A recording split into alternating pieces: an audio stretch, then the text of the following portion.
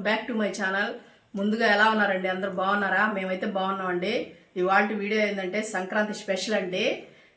వామ్ పూస అనేది అంటారు, కొన్ని సైడ్లు కారపూస అని అంటారు. మా సైడ్ అయితే వామ్ పూస అని అంటామండి, నెల్లూరు సైడు. అదైతే సంక్రాంతి స్పెషల్గా ఈరోజు చేస్తున్నానండి.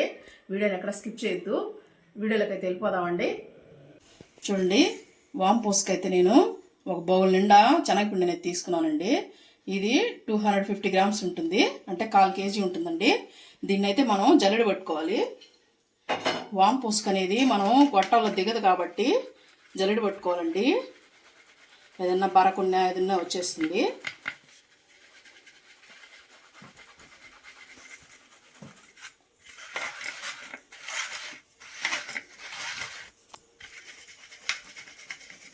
దీంట్లోనే మనం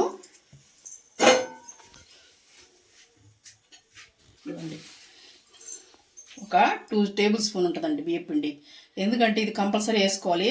శనగపిండితో చేస్తే మనకి మెత్తగా అయిపోతాయండి. అందుకని బియ్యం పిండితో చేసుకున్నామంటే ఒక 10 రోజులైనా మనకి క్రిస్పీగానే ఉంటాయి. ఇది కూడా మనం జల్లెడ పట్టేసుకుందాం.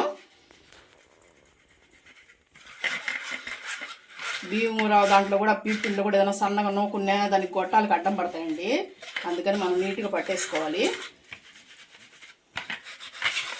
చూడండి ఎలా వచ్చిందో సన్నగా అనేది, చూసారా? ఇదైనా మనకి అడ్డం పడుతుందండి, ఇది వాడుకోకూడదు. తీసేద్దాం. ఇప్పుడు మనం ఒక స్పూన్ ఉంటుంది కారం, మీ టేస్ట్ని బట్టి కారం వేసుకోండి. పిల్లలకైతే ఎక్కువ వేయాల్సిన అవసరం లేదు అండి. 1/2 స్పూను సాల్ట్ వేసేసుకొని దీన్ని మనం అంతా డీస్లోకి వేసేసుకున్నాం అండి, కలుపుకునేదానికి. జల్లెడ పట్టుకుంటే మనకి ఎక్కడ అడ్డం పడకుండా వచ్చేస్తుందండి. ఇప్పుడు దీన్ని బాగా ఒకసారి కలుపుకోవాలి.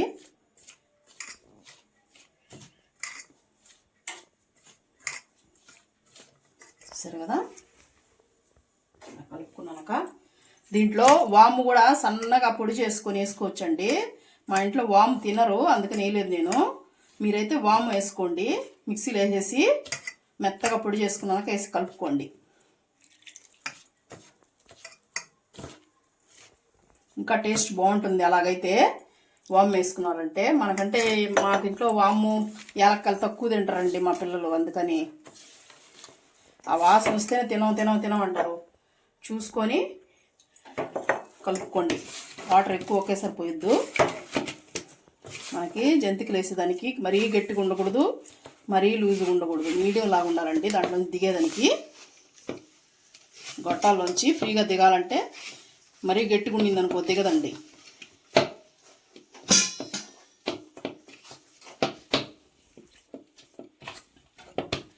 చూడండి, ఇలాగా సాఫ్ట్గా చూసారా? ఇలా ఉండాలి. మరీ గట్టిగా ఉండింది అనుకోండి గొట్టాల్లోంచి దిగదు, అందుకని ఇలా వేసేసుకోవాలి.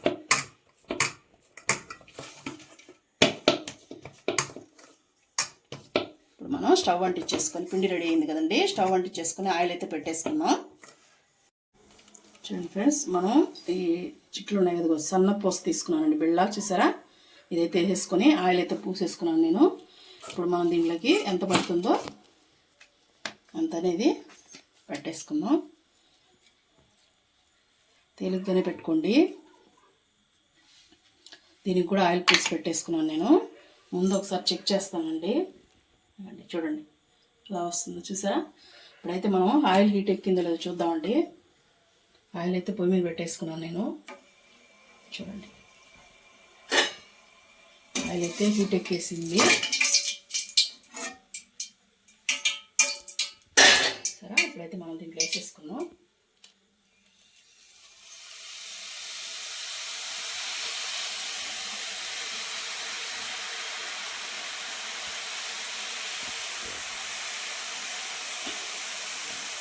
వేసుకున్నాం.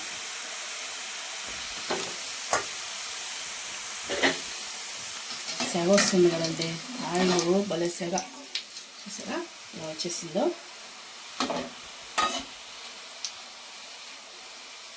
ఊపిన కాలిపోతుందండి వాంపూస అనేది. మనం స్వీట్ అంగట్లో ఎలా ఉంటుందో కొంతమంది స్వీట్ అంగట్లో రంగు వేసేట్టున్నారు వాళ్ళు కొంచెం. అది రంగులు వేస్తారు నాడా, మనం ఇంట్లో చేసుకుంటున్నాం కాబట్టి హెల్తీగా చేసుకోవాలి కదా, రంగులు గింగులు వాడకూడదు, న్యాచురల్గా.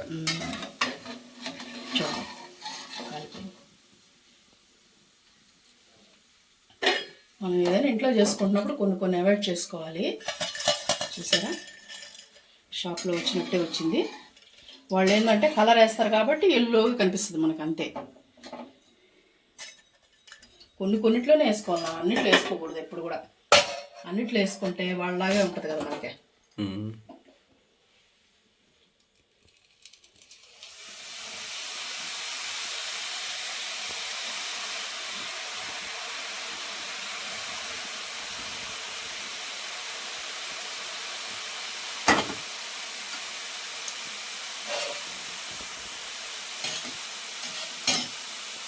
కొంచెం కాలనిచ్చిన తర్వాత ఇలా తిప్పుకోవాలి, ఎందుకంటే బ్రేక్ అవుతుంది కాబట్టి.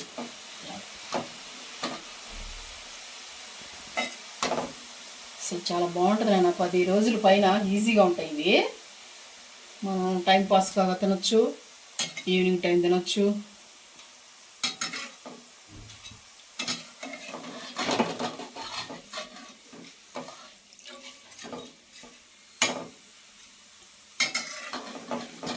ఇవి చిన్నప్పుడు మీ అమ్మమ్మ కానీ చేస్తే అట్ట తినేదో మేము సంక్రాంతి రోజు. పూస కూడా బాగా సన్నగా వచ్చింది. చూడండి ఫ్రెండ్స్, ఇలాగే అన్నీ వేసి చూపిస్తాను మీకు. చూడండి, లాస్ట్ అయితే వేసుకున్నాను, చూసారా ఎలా ఉందో. మనం ఇప్పుడు కొంచెం కరివేపాకు వేసుకున్నాం అండి.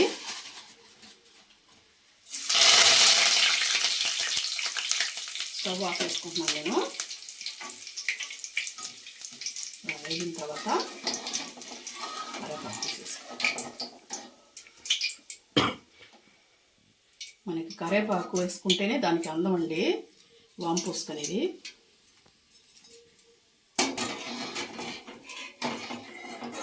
మధ్యలో తింటూ ఉంటే తగులుతూ సూపర్గా ఉంటుంది. కరివేపాకు అనేది మనకి పడుతూ ఉంటుంది పంటి కింద.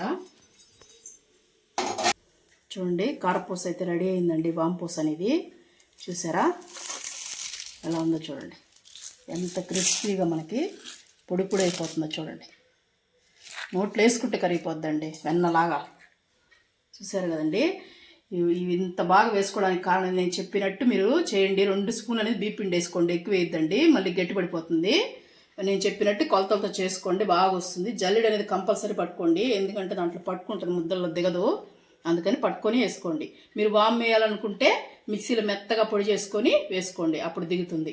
సరేనండి, ఈ వీడియో కానీ మీకు నచ్చినట్టయితే లైక్ చేయండి, షేర్ చేయండి, కామెంట్ చేయండి. అండ్ ఎవరైనా కొత్త వాళ్ళు చూస్తున్నట్టయితే ఈ వీడియోని సబ్స్క్రైబ్ చేసుకోండి.